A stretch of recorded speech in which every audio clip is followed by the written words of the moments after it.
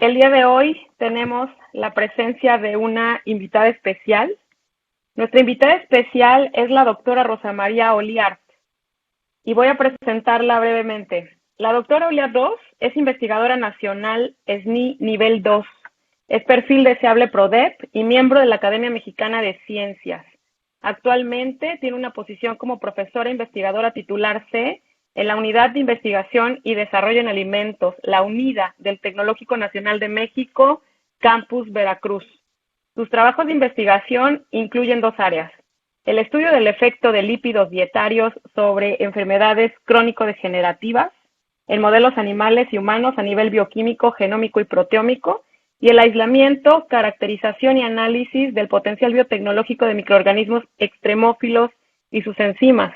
Además, la doctora ha realizado diversas estancias de investigación que le han permitido ampliar su red de colaboración. Algunos lugares son el Centre for Extremophile Research en la Universidad Bath de Inglaterra, la Universidad Pontificia Javeriana, también Bogotá, y el Instituto Nacional de Medicina Genómica en la Ciudad de México. La doctora nos presentará su seminario titulado Aceite de malváceas, una nueva opción para la prevención y tratamiento del síndrome metabólico. Entonces, doctora, le cedemos la palabra. Muchísimas gracias. Antes que nada, por supuesto, quisiera agradecer a la Academia de Biotecnología que hizo el favor de invitarme a presentarles este trabajo, en especial a la doctora Elena Palacios y a la doctora Ana Gisela Reyes, que bueno, estuvieron directamente involucradas en esta invitación. Como ya les mencionaron, hoy les voy a hablar de un trabajo, bueno, de varios trabajos que hemos estado haciendo en la UNIDA del TEC de Veracruz y que tiene que ver con el análisis de un aceite que proviene de unas plantas que pertenecen a la familia de las malváceas y que las hemos utilizado para estudiar su efecto en el síndrome metabólico. Bueno, quisiera empezar comentándoles que creo que todos y todas sabemos que hoy en día estamos inmersos en una pandemia, ¿no? Y que el agente etiológico de esta pandemia es un virus, un coronavirus al que le llamaron SARS-CoV-2. Este virus, este SARS-CoV-2, provoca una enfermedad a la que le llamaron COVID-19, ¿no? Es una especie de influenza, perdón. Sin embargo, no todos y todas estamos al tanto de otra pandemia que también sufrimos actualmente y desde hace más tiempo que la de COVID-19 y que está provocada por la modificación de nuestros hábitos alimentarios. Actualmente, la ingesta excesiva de grasas y azúcares y la baja demanda energética nos ha provocado una serie de desórdenes que se inician con una desregulación en la lipogénesis, en el metabolismo de los ácidos grasos. El nombre de esta enfermedad es obesidad y es síndrome metabólico. Se han hecho cálculos, ¿no? Y la Organización Mundial de la Salud ha establecido que el 6% de la población general en el mundo sufre de obesidad y que entre el 10 y el 84% de las personas, dependiendo del país, tienen síndrome metabólico. Ok, pues entonces, ¿qué es el síndrome metabólico? El síndrome metabólico es, como su nombre lo indica, un síndrome. No es un solo padecimiento, sino que está constituido por una serie de padecimientos que no todos deben estar presentes en la misma persona y que se ha definido que para que seas diagnosticado como que padeces síndrome metabólico, tienes que tener la combinación de 3 o más de las siguientes alteraciones metabólicas. Una muy importante es la dislipidemia. La dislipidemia, que significa que vas a tener niveles circulantes elevados de triglicéridos, de colesterol, particularmente asociado a lipoproteínas de baja densidad, y con una concomitante disminución del colesterol asociado a las lipoproteínas de alta densidad. Puedes tener también hiperglicemia, no siempre se presenta, pero a veces es el caso, o por lo menos intolerancia a la insulina e intolerancia a la glucosa. Puede derivar en diabetes mellitus tipo 2 y muchas veces estas alteraciones metabólicas se reflejan en el hígado, en una enfermedad que se conoce como esteatosis no alcohólica, en donde el tejido hepático presenta cúmulos de grasa o de cápsulas lipídicas, digamos. También puede presentarse un estado protrombótico, ¿no? Hay un componente proaterogénico y que conduce a la trombosis en el síndrome metabólico. También la hipertensión suele acompañar a este cuadro, a este síndrome, y la disfunción endotelial. Y dos manifestaciones que las dejé hasta el final porque son las que actualmente se están estudiando más, que es la presencia de estrés oxidativo, particularmente reflejado en un fenómeno que se conoce como estrés del retículo endoplásmico, y la inflamación de bajo grado. Esta inflamación de bajo grado tiene que ver con la producción permanente, continua, de citocinas inflamatorias, como el factor de necrosis tumoral alfa, como las interleucinas 1 y 6, 8 y 10 y 18, y que mantienen al organismo en este estado de inflamación constante, y que esto tiene consecuencias pues desastrosas, ¿no? Para el funcionamiento del organismo. ¿Cómo estamos en México de estos padecimientos? Bueno, pues desafortunadamente, de acuerdo a la Encuesta Nacional de Salud del 2021, que refleja las estadísticas del 2020, ¿no? Entre el 72 y el 76% de los adultos en México, tanto hombres como mujeres, padecen sobrepeso u obesidad. 40% de los hombres, 35% de las mujeres tienen sobrepeso, 31% de los hombres y 40% de las mujeres tienen obesidad. Los niños los jóvenes entre 12 y 19 años, un 43% de ellos presenta sobrepeso u obesidad. Los niños entre 5 y 11 años, el 38%, y los pequeñitos menores de 5 años, en un 8% presentan, en este caso, sobrepeso, ¿no? De acuerdo a la estadística. Otros componentes del síndrome metabólico, como la hipertensión, el 30% de la población es hipertensa, el 15% es diabética, el 26% tiene colesterol elevado, el 48% tiene hipertrigliceridemia, el 28% tiene concentraciones menores a las deseadas de colesterol asociado a HDL, y elevaciones, el 21% tiene elevaciones en el colesterol asociado a no HDL, ¿no? O sea, LDL o VLDL. Y esto es el reflejo, la demostración de que en México efectivamente padecemos la epidemia de síndrome metabólico. Este síndrome metabólico, además, es considerado uno de los problemas de salud pública más importantes en el mundo, ya que si alguien presenta síndrome metabólico, tiene 2 veces más riesgo de sufrir enfermedades cardiovasculares, tiene 5 veces más riesgo de padecer diabetes mellitus tipo 2, y aquellos que tengan diabetes mellitus tipo 2 van a tener 3 veces más probabilidades de desarrollar enfermedades cardiovasculares. Y resulta que estas son las principales causas de morbilidad y de mortalidad en el mundo, por lo menos en el mundo occidental. ¿Qué pasa en México?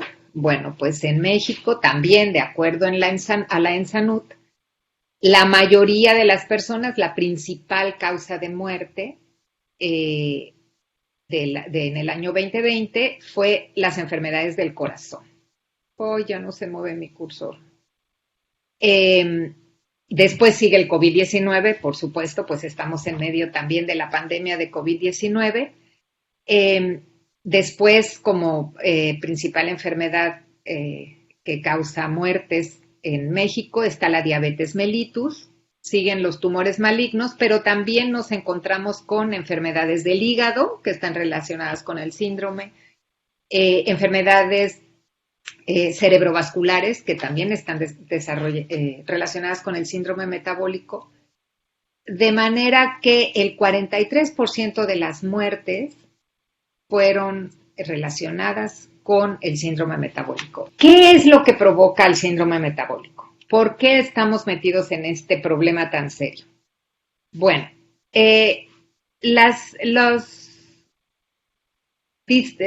los problemas metabólicos principales que subyacen al síndrome metabólico son la obesidad abdominal por un lado y por otro lado la resistencia a la acción de la insulina. Es decir, que nuestras células no responden adecuadamente a la insulina, en particular en su efecto sobre la absorción de la glucosa. Estos padecimientos pueden presentarse por cuestiones genéticas, ¿no? Es cierto que estos problemas pueden tener un componente hereditario. También están asociados con la edad, ¿no? Con el envejecimiento. Sin embargo, no estaríamos en esta pandemia si no fuera porque hay elementos externos a la edad y a la genética que están provocando que desarrollemos este síndrome. Y estos efectos externos se engloban en problemas de dieta y problemas de actividad física. Se dice que estamos sufriendo síndromes de homeostasis genética alterada porque estamos teniendo costumbres que no van de acuerdo con, con nuestro metabolismo, ¿no? Esta vida tan sedentaria a la que estamos ahorita acostumbrados y particularmente ahora que nos tienen encerrados en las casas, ¿no? Tenemos una alta disponibilidad de alimentos en general, o sea, no quiero ser insensible, yo sé que hay gente que no tiene disponibilidad de alimentos, pero en general tenemos una exagerada disponibilidad de alimentos y además alimentos hipercalóricos, altos en grasa, pobres en fibra, que nos conducen a sufrir de hiperglicemia, de hiperlipidemia, de hipertensión, que se nos endurezcan las arterias, que nos pongamos con sobrepeso o con obesidad. Ajá. Y entonces, esta situación es la que desencadena a los demás componentes del síndrome metabólico. Quise hacer aquí un diagrama de cómo es que se desencadenan estos problemas. Voy a tratar de no enredarlos mucho. Este exceso de azúcares, este exceso de lípidos, de grasas que estamos consumiendo y que no estamos gastando porque no tenemos la suficiente actividad física como para utilizar toda esa energía que estamos consumiendo, nos conduce a que se activen los procesos de lipogénesis, es decir, se activa la síntesis de lípidos. Esos lípidos se guardan principalmente en el tejido adiposo. En casos pues ya más exagerados, pues se guarda también en el músculo, se guardan también en el hígado, ajá. Y entonces eso es lo que subyace o lo que conduce finalmente al sobrepeso y a la obesidad. En esta obesidad lo que nos encontramos es que el tejido adiposo crece, las células, los adipocitos se dividen, a eso se le llama hiperplasia, y además se llenan de gotas de grasa, ¿no? Se hipertrofian. Esa hiperplasia y esa hipertrofia provoca que la circulación sanguínea no sea tan efectiva en ese tejido y entonces no llegue el oxígeno en concentraciones adecuadas, lo que provoca un estado de hipoxia en ese tejido. Y el tejido adiposo, que es un tejido endocrino, no solamente sirve para guardar lípidos, sino que también produce ciertas hormonas, ciertas sustancias que se conocen como adipocitocinas.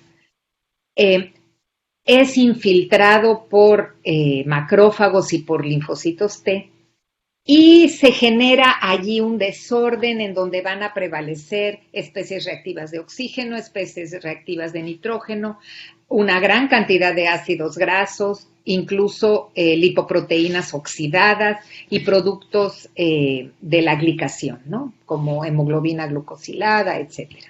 La presencia de estas sustancias va a activar a un complejo proteico que se le llama inflamasoma, particularmente en este caso al inflamasoma que se conoce como NALP3.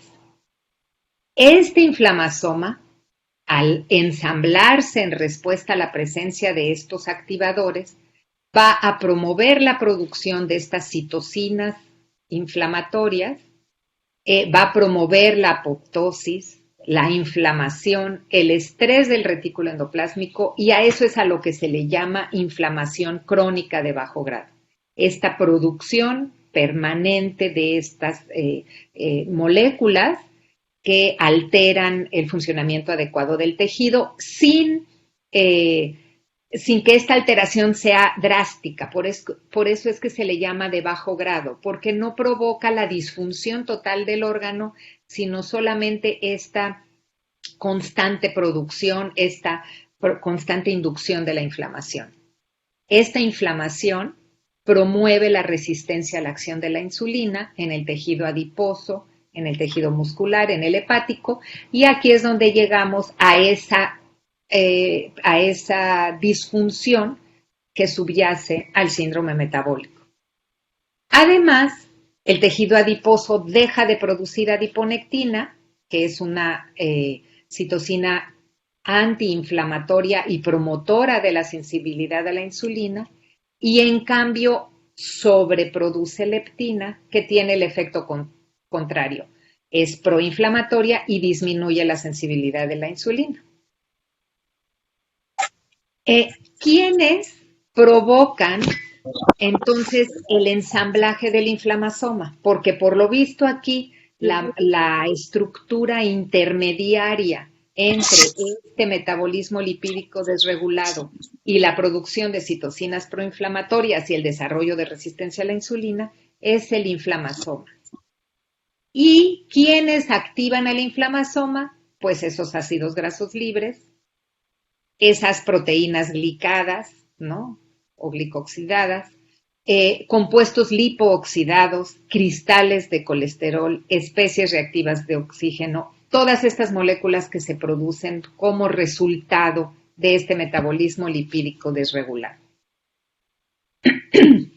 Hay otro elemento importante en la activación o la desregulación de este metabolismo lipídico, que es una enzima que participa en la biosíntesis de ácidos grasos. Y esta enzima es la estearoilcoenzima desaturasa. Esta enzima es activada por la presencia de glucosa y de insulina en la célula y lo que hace es participar en la insaturación de los ácidos grasos. Tanto el ácido palmítico, que es un saturado de 16 carbonos, como el ácido esteárico, saturado de 18 carbonos, son modificados por la estearoilcoenzima desaturasa que le introduce un doble enlace y obtenemos así ácido palmitoleico y ácido oleico. Esta enzima está ubicada en el retículo endoplásmico de células de pulmón, de páncreas, de músculo y obviamente de tejido adiposo y de cerebro. Fíjense, por ahí vamos a tener una ligazón con problemas como Alzheimer. Produce, ¿no? Es la responsable de que existan ácidos grasos monoinsaturados en las células y por lo tanto es la reguladora de la composición de las membranas celulares, porque estos ácidos grasos monoinsaturados son los principales ácidos grasos de los fosfolípidos de las membranas celulares. Entonces, ¿qué pasa cuando está activada esta enzima? Hay una modificación de la relación entre ácidos grasos saturados y monoinsaturados y esta relación altera el metabolismo. Esto lo vamos a ver en la siguiente diapositiva. Con esta solamente quiero mostrarles cómo se ha demostrado que tanto la glucosa como la insulina como los lípidos exacerban la actividad de la estearoilcoenzima desaturasa, que la vamos a llamar SCD para que sea más fácil, y también de otros genes lipogénicos. Y entonces esta actividad está asociada, bueno, con toda una serie de intermediarios y factores de transcripción que no pretendo entrar en este enredo ahorita, pero que promueven obesidad, hígado graso, resistencia a la insulina, enfermedades autoinmunes y cáncer, ¿no? Hay reportes que asocian a esto con estas enfermedades a través de este factor de transcripción. Como les decía, cuando se altera esta relación de ácidos grasos monoinsaturados y saturados, hay toda una cadena de transducción de señales al interior de la célula, principalmente relacionadas con lo que comentábamos antes, que es la respuesta inflamatoria. ¿Sí? En estudios a este respecto se ha encontrado una actividad incrementada de la SCD en cáncer, en inflamación, en síndrome metabólico, en obesidad, en hígado graso, en arteriosclerosis, en enfermedad de Alzheimer y en enfermedades virales. Por ahí también vamos a encontrar una relación entre este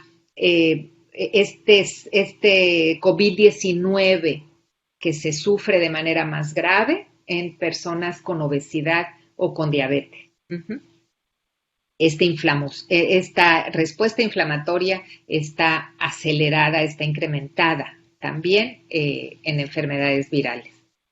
Y se ha visto que si se inhibe la actividad de la SCD, podemos disminuir inflamación, podemos disminuir la obesidad, la resistencia a la insulina, aumentar apoptosis, que es particularmente importante en el caso del cáncer, la ferroptosis, que es otro tipo de apoptosis, y se arresta el ciclo celular. Todo esto en relación al cáncer.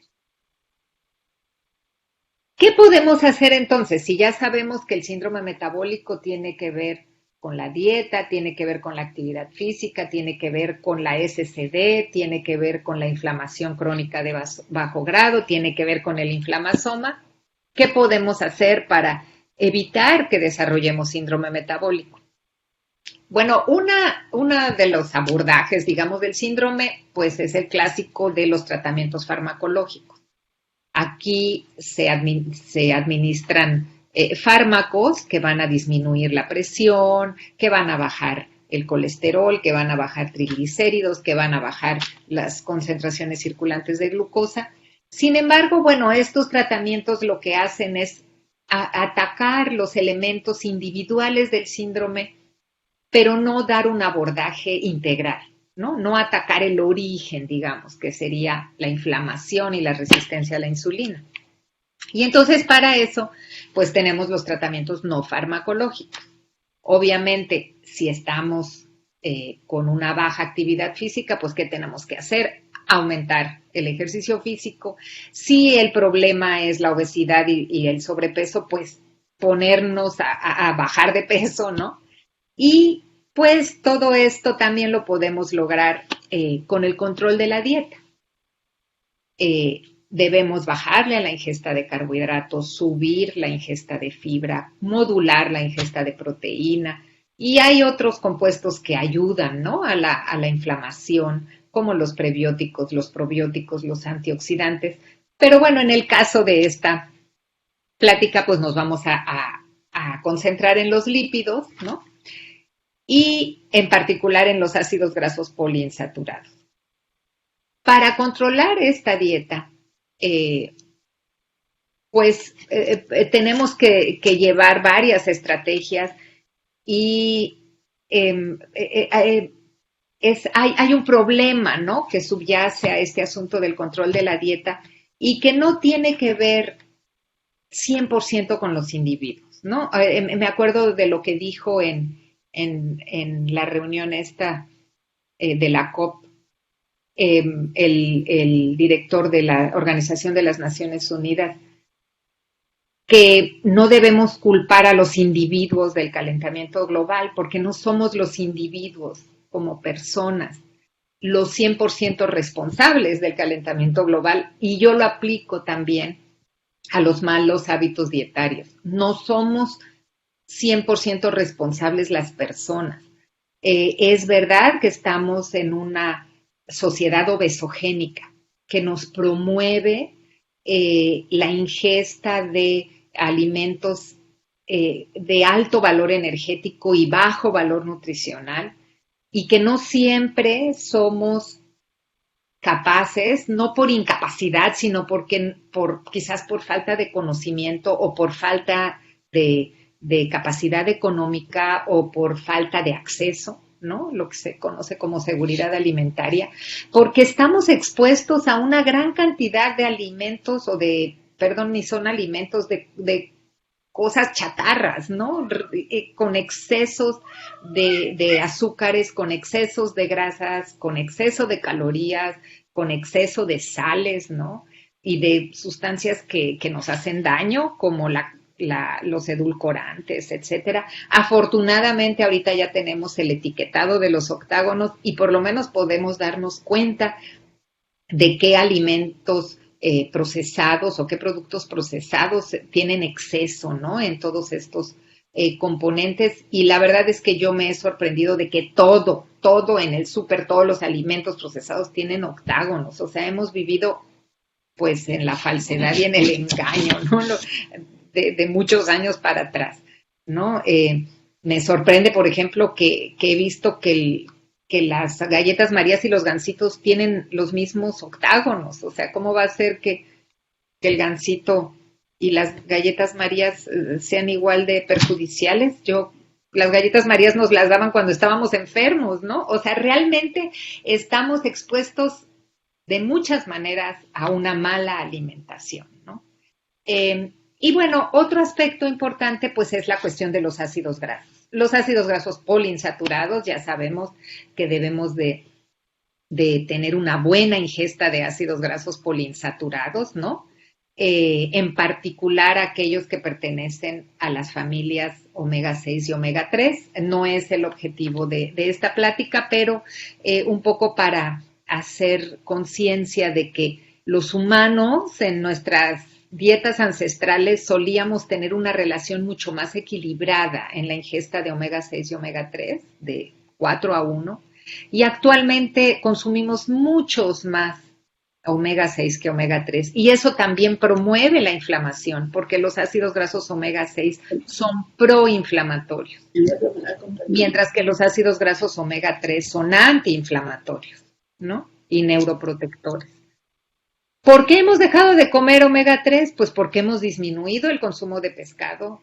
Nuevamente hay gran cantidad de personas que no tienen acceso a pescado, que son los más ricos en omega 3, pero también porque los niveles de omega 3 en los peces cultivados ha disminuido con las prácticas de producción masiva de peces, ¿no? Y también porque nos han dicho que lo que debemos de consumir son aceites vegetales, y esos aceites vegetales son ricos en omega 6, tienen una relación de 60:1 con respecto a omega 3. Entonces, nuevamente, los individuos no es un regaño personal, porque tampoco somos 100% responsables de esta situación, ¿no? Bueno, ¿qué otra cosa podemos hacer para manejar el síndrome metabólico? Pues si el esteroilcoenzima dessaturasa, si la SSD está incrementada su actividad, pues vamos a darle en la torre, ¿no?, a la SSD. ¿Y cómo podemos inhibir selectivamente su actividad? Pues hoy en día sabemos que hay unos ácidos grasos que son ciclopropenoicos porque tienen este anillo ciclopropeno aquí, como el ácido estercúlico, el ácido malválico, el dihidroestercúlico, que inhiben selectivamente a la actividad de la SCD. ¿En dónde encontramos a estos ácidos grasos? En plantas de la familia Malvaceae. Esta familia tiene 243 géneros y más de 4,000 especies, pero particularmente ricos en ácidos grasos ciclopropenoicos son los representantes del género Esterculia, que son como 300 especies. Una esterculia famosa es la Esterculia fétida, que se cultiva principalmente en la India y que es utilizada en la medicina ayurvédica.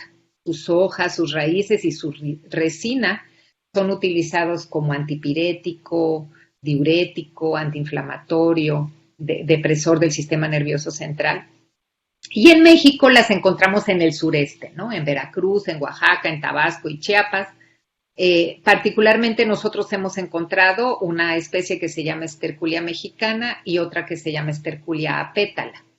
La gente de las comunidades las consume tostadas principalmente porque son como cacahuates o tienen sabor a cacahuate, o luego las muelen y las usan con leche para dar sabor a chocolate.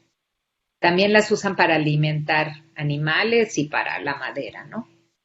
Otra especie de esta familia es la ceiba petandra, la ceiba, la que conocemos aquí en Veracruz, hay muchas ceibas, ¿no? Es originario de Mesoamérica y también las hojas y la corteza se utilizan en medicina tradicional. Como sus semillas tienen una fibra algodonosa, también esta se aprovecha. Bueno, pues estas semillas contienen estos ácidos grasos ciclopropenoicos y son las que nosotros hemos utilizado en la unidad de investigación y desarrollo en alimentos, en esta línea de investigación que tenemos para analizar el efecto de ácidos grasos dietarios en síndrome metabólico. Hemos estudiado otros aceites también, pero hoy les voy a platicar lo que hemos hecho con el aceite estercúlico. Esta historia comenzó con la tesis de doctorado de María del Socorro Herrera Mesa, en donde ella quería analizar el efecto de una grasa butírica anhidra que era rica en ácido linoleico conjugado y en ácido baxénico. Pero nosotros queríamos inhibir la conversión de baxénico a CLA y esa inhibición o esa conversión la lleva a cabo la delta 9 desaturasa o la SCD, y entonces buscamos a un inhibidor y fue ahí cuando encontramos a estos árboles de Esterculia mexicana. Sus semillas, extrajimos el aceite de sus semillas y encontramos que tienen 50%, a veces más, a veces menos, de ácido estercúlico. Y entonces, en el caso de esta tesis, las usamos en ratas hipertensas espontáneas, que es un modelo de síndrome metabólico genéticamente modificado, ¿no? Generado genéticamente. Y nosotros lo que queríamos era probar el efecto de esta grasa butírica anhidra inhibida en su conversión con aceite estercúlico. Pero nos encontramos, como pusimos un grupo testigo con solo aceite estercúlico, nos encontramos que los niveles de insulina, de triglicéridos, de colesterol, la presión arterial y los niveles de adiponectina disminuían en el grupo solamente alimentado con el aceite estercúlico. Son de estas cosas que luego uno encuentra de casualidad, ¿no? También cuando estaba asociado a la grasa butírica anhidra tuvo efectos benéficos, ¿no? Como pueden ver ustedes acá. Pero bueno, ahorita lo que me interesa es contarles lo que pasó con el aceite estercúlico. Entonces dijimos, bueno, pues este aceite parece ser benéfico también. Ubicamos a los arbolitos, incluso los sembramos, ¿no? Tenemos árboles sembrados. Y vino un huracán y nos tiró nuestros arbolitos que teníamos ya dando semillas y nos tuvimos que ir a buscar a otra zona, más hacia los Tuxtlas, más arbolitos, y ahorita ya estamos abonadas ahí con unos personas de la comunidad que nos guardan las semillas cada vez que produce, que es alrededor de mayo, ¿no? Entonces, bueno, Socorro había usado Esterculia pétala, Esterculia mexicana, pero tuvimos que cambiar a pétala por esto que les platico. Y entonces Carla Reyes, en su tesis de maestría, probó el efecto de este aceite en ratazúcar. Las ratazúcar son otras ratas que también están genéticamente modificadas y que son un modelo principalmente de obesidad. Ella encontró que se disminuían los triglicéridos y que además a nivel genético también había ciertos efectos porque se disminuía la expresión de un factor de transcripción que tiene que ver con la lipogénesis, que es el PPAR gamma, y de la leptina, ¿no? Esta citocina proinflamatoria. Entonces, bueno, no tuvimos muchos más cambios porque la verdad es que este modelo está muy alterado, están muy gordas y yo creo que poco se les puede ya hacer a las pobres ratitas. Súper. Entonces después vino Carla Morales, también en su tesis de maestría, y entonces dijimos, bueno, vamos a probar ahora con un modelo de síndrome metabólico inducido por sacarosa, que es un modelo que representa lo que hacemos los humanos, de tomar mucha azúcar, ¿no? Lo único que les damos a estas ratas es azúcar en el agua de beber, ¿no? Su agua tiene 30% de sacarosa. Acuérdense de eso cuando tomen refrescos, cuando tomen agua azucarada, ¿no? Y estas ratitas desarrollan síndrome metabólico, ¿no? Entonces dijimos, bueno, en este modelo vamos a probar si el aceite estercúlico puede hacer algo y vamos a tener un grupo también que le demos el estercúlico y el aceite de alga que tiene omega 3 y a lo mejor, bueno, se van a supercurar, ¿no? Estas ratas. ¿Qué encontramos? Bueno, encontramos que efectivamente se inhibió la actividad de la SCD. Esto se ve calculando la relación entre los porcentajes de 16.1 y 16.0 en las membranas celulares. Y Carlita encontró que mientras en el síndrome metabólico el volumen de los adipocitos era elevado respecto a las ratas sanas, en las ratas que recibían aceite estercúlico, aceite de alga y la combinación de alga y estercúlico disminuía este volumen, ¿no? Estábamos actuando sobre la hipertrofia de los adipocitos y pues sobre el síndrome metabólico. También encontró disminución importante en la esteatosis hepática, mucho más con el aceite estercúlico que con el alga y bueno, la combinación también fue igual de buena. Disminuyeron los triglicéridos, disminuyó otros marcadores de funcionamiento renal y hepático, ¿sí? Por el aceite estercúlico.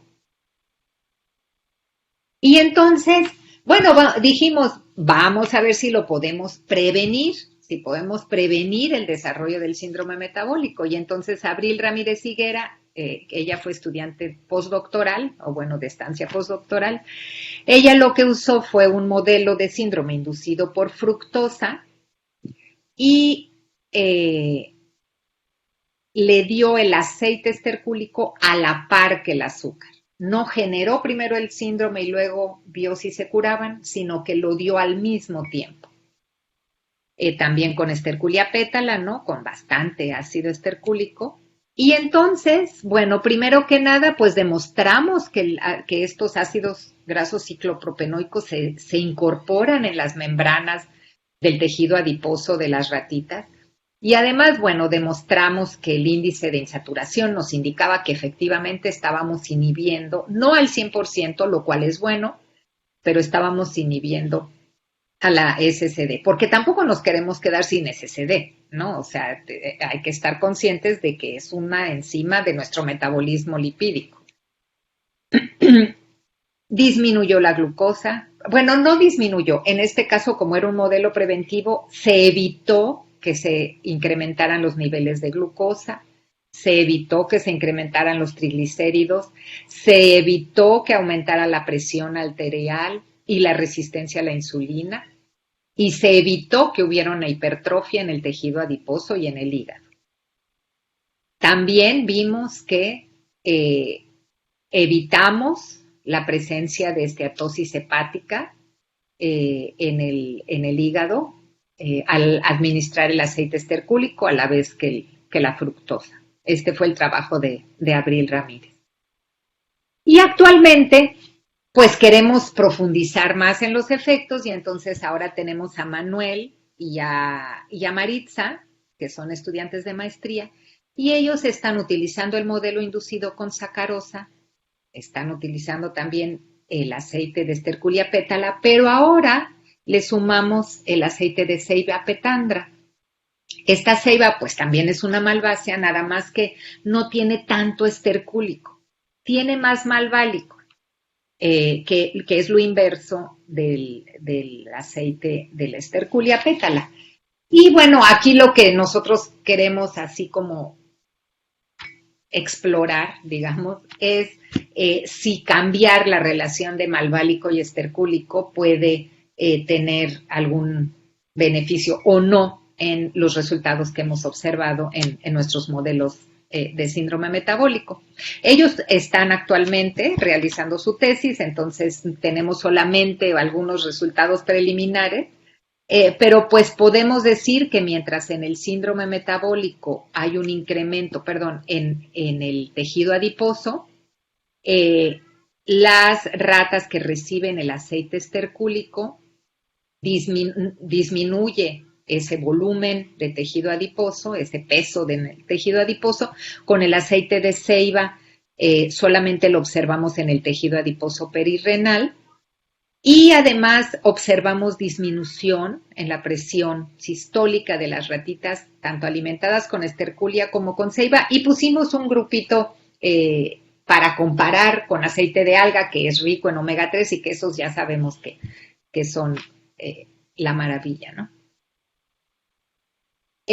También vimos que disminuyó el colesterol, disminuyeron los triglicéridos y el colesterol asociado a lipoproteínas de baja y muy baja densidad, a los lípidos totales también los vimos disminuidos con el estercúlico.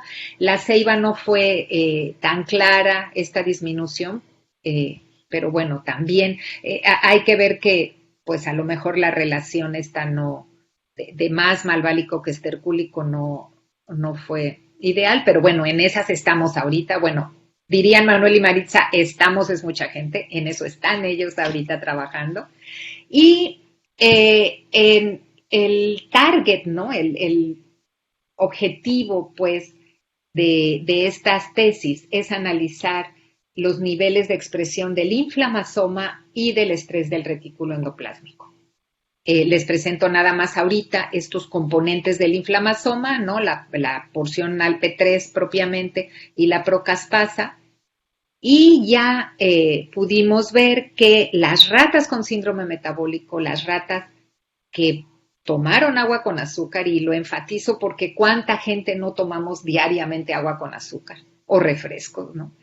Tuvieron un incremento en la expresión del inflamasoma de 260 veces. 260 veces incrementada la expresión de la porción NALP3 del inflamasoma. Y el aceite estercúlico y el aceite de ceiba bajaron los niveles de expresión a 1, que es el de las ratas sanas. Y fíjense que el aceite de alga no va a resultar que los omega 3 acá no le ganan a los ciclopropenoicos. Y este componente también del inflamasoma, que es la procaspasa, también está incrementada su expresión en las ratas alimentadas con sacarosa y logramos bajar esta expresión con aceite de ceiba principalmente, pero también, aunque no significativamente, con el estercúlico y con el alga, ¿no? Estos son resultados preliminares que tenemos y ya algún día, si me vuelven a invitar, les contaremos qué pasó con estos dos trabajos que están súper interesantes. ¿Qué perspectivas tenemos entonces con el aceite estercúlico? Pues ya vimos que tienen beneficios en el síndrome metabólico, en la obesidad, ¿no? Disminuye tejido adiposo, baja glucosa, baja esteatosis hepática, y también otros trabajos han reportado que tiene beneficios en algunas enfermedades de la piel, ¿no? Como baja la adiposidad, pues también, por ejemplo, el acné, se ha visto que tiene beneficios en problemas de acné. En cáncer, ¿no? Nosotros hemos hecho ya nuestros pininos también con cáncer de próstata y ácido estercúlico. En infecciones, por ejemplo, la toxoplasmosis, la degeneración macular, ¿no? Que es un problema de la retina. También se han reportado desventajas y no quiero dejar de mencionarlo porque van a decir que solo cuento lo bonito. Hay investigaciones que han demostrado que en hámsters el aceite estercúlico puede promover la hipercolesterolemia, a alteraciones reproductivas en aves. Alguien ha reportado que promueve la carcinogénesis. Pero allí el asunto está en que como se inhibe la conversión de baxénico a CLA, yo digo que ahí lo que está pasando es que bajan los niveles de CLA y por lo tanto se inhibe el efecto anticarcinogénico del CLA, ¿no? Pero bueno, esos son otros trabajos. Han reportado también inhibiciones de síntesis de progesterona, algunas alteraciones cutáneas, ¿no? Porque pues se atrofian los sebocitos, hay sequedad en la piel, ¿no? Y hay algunos trabajos que hablan de desarrollo de arteriosclerosis. ¿Qué quisiéramos nosotros hacer con este aceite estercúlico? Quisiéramos purificar el ácido estercúlico y el malválico y el dihidroestercúlico, ¿no? Porque finalmente estamos usando un aceite que también tiene oleico y que también tiene otros ácidos grasos, y nosotros quisiéramos promoverlo como un coadyuvante en el tratamiento de síndrome metabólico, pero también de cáncer, porque como les digo, ya tenemos también un trabajo con cáncer de próstata. Y en vista de estas desventajas que se pueden observar con el uso del ácido estercúlico, pues a lo mejor hacer trabajos de estos en los que se enlazan, ¿no? Los compuestos con otras moléculas, por ejemplo, los aptámeros, y entonces esto hace que el compuesto se dirige específicamente a un determinado tipo celular, ¿no? Para que no lastimemos a la piel, para que no lastimemos otros órganos, que pudiéramos, ¿no? En una ilusión, lograr una especificidad de este ácido estercúlico purificado para abordar, ¿no? Tanto síndrome metabólico como cáncer. Aquí les había puesto este trabajo de la inhibición de la estearil en cáncer de próstata. Ya estoy sobre el tiempo, pero pues nada más para contarles que disminuyó específicamente la viabilidad de las líneas de cáncer de próstata mientras no les hizo nada a las células sanas. Eso también es importante. Las células cancerosas tienen incrementada la SCD porque necesitan mucha energía para la división acelerada a la que están sometidas. Esta división permanente de las células cancerosas, entonces necesitan mucha energía, necesitan muchos lípidos y entonces tienen elevada la SCD, pero si la inhibimos, baja la viabilidad celular, a las sanas no les hace nada, incrementa la apoptosis en las células cancerosas, y en las células sanas está re bonito porque no provoca apoptosis y al revés, cuando ponemos el estercúlico con un proapoptótico, protege a las sanas de la apoptosis, de la muerte celular. Y además, bueno, demostramos pues que en las células cancerosas está incrementada la expresión del gen, o sea, no solamente la actividad, sino la expresión del gen. Entonces, bueno, eso pues nos ha mantenido optimistas, ¿no? Que el aceite de estas plantas de la familia Malvaceas pueden tener un futuro promisorio. Yo sé que estamos haciendo pininos, ¿no? Nosotros y un par de grupos más que han trabajado con esto. Pero bueno, nosotros queremos ofrecerlo como una opción natural ¿no? Porque también podemos inhibir a la SCD, ¿cómo se dice? Rompiendo al gen, ¿no? Con terapia génica y inhibiendo totalmente la expresión del gen, pero no es el caso, ¿no? Como les decía, nosotros queremos algo que permita que se siga expresando y que siga funcionando, pero a niveles disminuidos. Y bueno, queremos seguir trabajando en esta línea y pues bueno, eso es todo lo que les quería contar. Muchas gracias. Muchísimas gracias, doctora, por su presentación. Muy buena ponencia. Vamos a esperar las preguntas de nuestra audiencia y aquí ya tenemos algunas. Nos dice Noemí Bocanegra, buenos días, excelente trabajo. Tengo una duda. Como menciona, la ingesta de azúcar es dañina. ¿Qué opina sobre los sustitutos de azúcar? Gracias.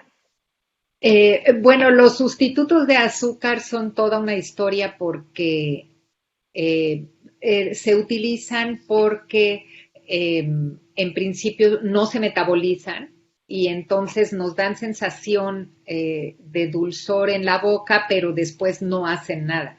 Sin embargo, se ha reportado que los sustitutos de azúcar incrementan también la respuesta insulínica de las células. O sea, se percibe como si fuera azúcar y se sube los niveles circulantes de insulina y entonces de todas maneras tienen efectos perjudiciales cuando son utilizados sobre todo en exceso. Muchísimas gracias. Horacio Sandoval nos pregunta, ¿el uso de aceite estercúlico ya lo han probado en humanos? ¿Su consumo es como suplemento alimenticio? No lo hemos probado en humanos. La verdad es que trabajar con humanos es bien complicado porque una vez lo intentamos con los omega 3 y lograr que la gente se coma lo que uno quiere que coma es súper complicado. Las ratitas no chistan, pobrecitas. Entonces, no lo hemos probado en humanos y yo creo que dadas los reportes de algunos efectos adversos que se han observado, yo me iría con tiento todavía. Todavía no estamos listos para pasar a humanos, creo yo. Y probablemente con estas herramientas, ¿no?, bioinformáticas pudiera hacerse algún análisis previo, ¿no?, como para predecir poquito. Sí, Aquí Carmina sí. Benítez nos dice, buenos días, doctora, una pregunta. ¿El aceite se administra a las ratas con el alimento o este es su único alimento? ¿Tendría alguna interacción si se administra con algún grupo alimenticio? Bueno, nosotros lo que hemos hecho es administrarlo por vía intragástrica, como si fuese un aditivo alimenticio. No lo hemos integrado al alimento y sí, pues sí, tendríamos que son cosas que no hemos hecho, medir la biodisponibilidad tanto en la forma en la que lo administramos como a lo mejor integrado con los alimentos. Nosotros solíamos integrar los aceites en los alimentos antes, cuando trabajábamos con aceite de pescado y de maíz y de coco y esto, pero ahí tenemos otra anécdota que a partir de los problemas de las Torres Gemelas y todo ese asunto que se cerraron tanto el movimiento de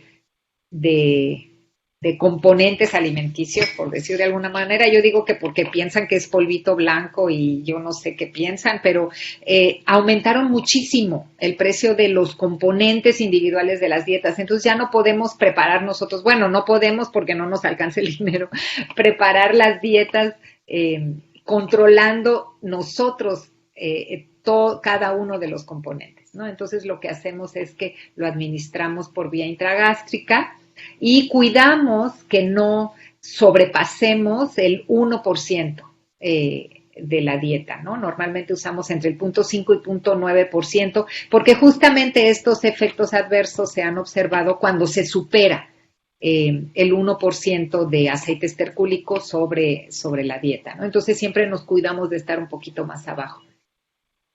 Muchas gracias. Jaciel Sacil nos dice, ¿Con el uso de estos aceites sería posible tener un beneficio con pacientes con diabetes? Pues en principio sí, porque baja concentraciones de glucosa y porque, pues, de alguna manera, eh, al impedir la lipogénesis, ¿no? Pues toda esa cadenita que les mostré en una de las diapositivas se reduce y por lo tanto el final, que era resistencia a la insulina, inflamación, pues también se reducen, ¿no? Y entonces, si se incrementa la sensibilidad a la insulina, los pacientes diabéticos tipo 2, ¿no? Porque los tipo 1 pues no tienen insulina, los pacientes con diabetes de mellitus tipo 2 pueden pues mejorar su sensibilidad a la insulina y por lo tanto mejorar la diabetes, ¿no? O disminuir la diabetes. Ok, aquí nuestra doctora Kitty, nos dice, muy interesante el seminario. Con respecto a el agua que utilizaron en los trabajos, fue marina, ¿verdad? El agua que le damos a las ratas. Kitty, si gustas abrir tu micrófono. Es alga, no agua. Ah, el alga. El Sí, es alga. Schizotricum. Es un aceite de alga. No usamos las algas, compramos aceite de alga y es un aceite que proviene de Schizotricum. Creo que sí es una alga marina. Nos dice aquí que, por otro lado, comentar que estamos trabajando con una diatomea rica en EPA y fucoxantina. Y en estudios in vitro ha inhibido la proliferación de línea celular de cáncer de mama. Hemos utilizado el extracto total y también nos interesa llegar a purificar y colaborar, por ejemplo, con su grupo. Y ya Por supuesto. nos pide su contacto. Muchísimas gracias por compartirlo. Tenemos momentito, unos 2 minutos todavía para que sigan las preguntas. Si alguien gusta preguntar, puede levantar la mano, hacer su pregunta a través del chat. Yo tengo una pregunta, bueno, tengo varias, doctora. La verdad es que el metabolismo lipídico siempre me parece muy interesante, sobre todo porque el metabolismo central, sobre todo, está interconectado y es muy importante lo que usted nos comenta al inicio de tener como una visión holística de este tipo de problemas del síndrome metabólico y demás.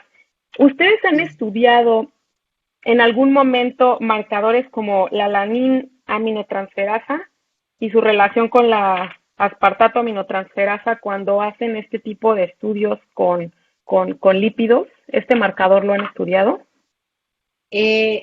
Lo hemos medido en suero como parte, son las pruebas de función hepática, ¿no?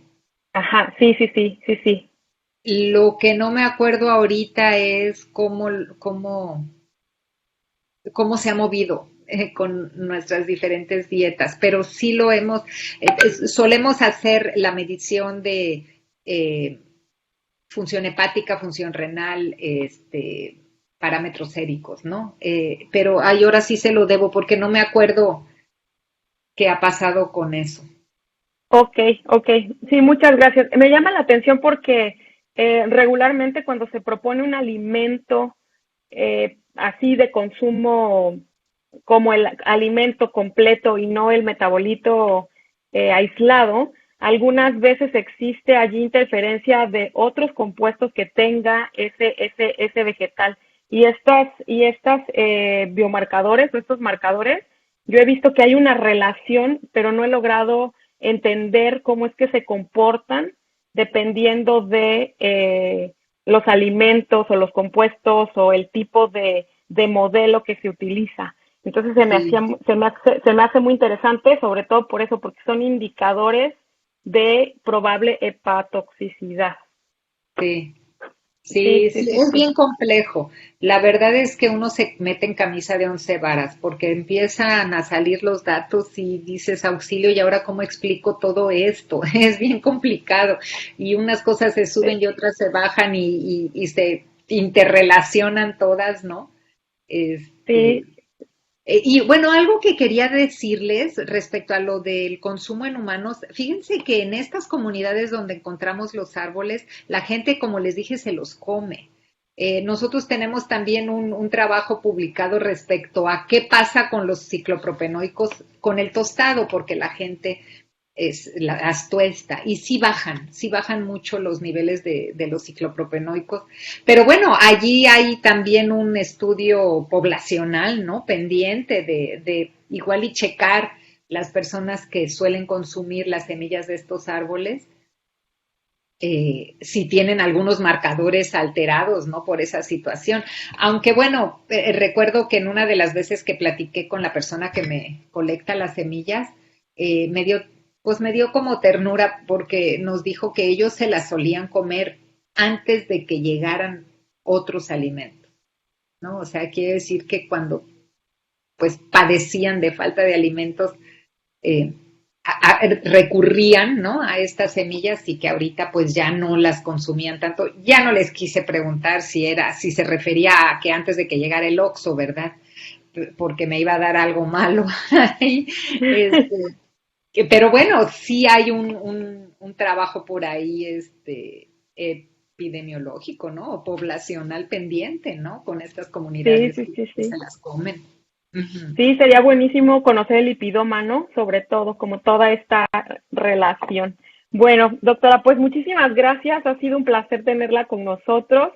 Seguramente la invitaremos más adelante para que nos siga comentando acerca de los resultados que siguen obteniendo en mi querida UNIDA en Veracruz. Entonces, bueno, le vamos a hacer llegar un reconocimiento, una constancia que todavía no tengo, pero por correo se la hacemos llegar. Le agradecemos muchísimo. Muchas gracias a ustedes. La verdad es que yo felicísima de estar aquí con ustedes y de contarles mis historias y bueno, y de encontrarme con antiguas habitantes de la UNIDA. Claro que sí. Gracias, doctora. Gracias a ustedes.